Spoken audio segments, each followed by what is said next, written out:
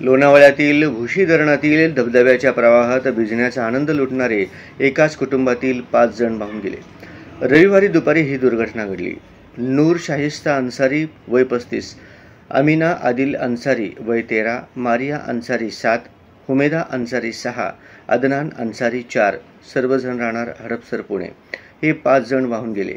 यापैकी नूर शाहिस्ता अन्सारी व अमीना आदिल अन्सारी, मारिया अन्सारी या तिघांचे मृतदेह शोधण्यात यश आले, तर इतर दोघांचा शोध सुरू होता.